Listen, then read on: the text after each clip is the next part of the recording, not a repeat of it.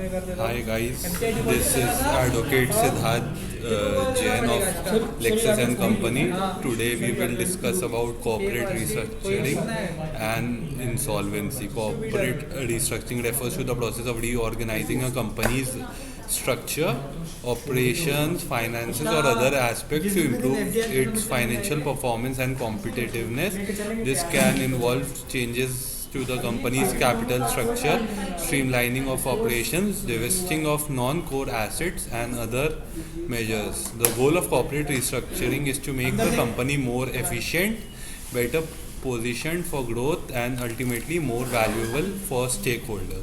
Insolvency, on the other hand, refers to a state in which a company is unable to meet its financial obligation as they become due. Insolvency can occur as a result of many factors, including economic downturn, increased competition, and mismanagement. When a company becomes insolvent, its ability to pay its debts and continue operation is severely impacted. The connection between corporate restructuring and insolvency lies in the fact that restructuring can often be a means of avoiding insolvency.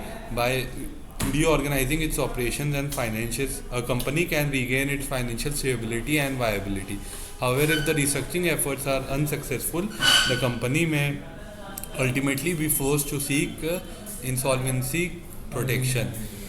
Corporate restructuring process. The first step is to assess the company's financial situation and determine the root cause of its financial distress.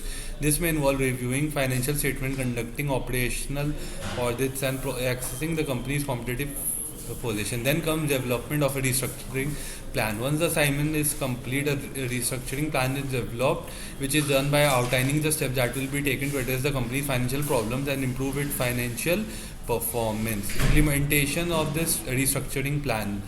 The third step is restructuring.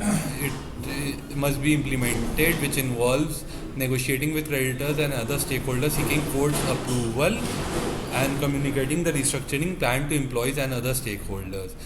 The insolvency process deals with when a company unable to successfully restructure and becomes insolvent, it may be forced to seek insolvency protection. The process of insolvency involves the following steps: filing for insolvency protection, appointment of insolvency practitioner, development of a plan for the company's future, implementation of the insolvency plan, repayment of debts, dissolution or sale. Thank you.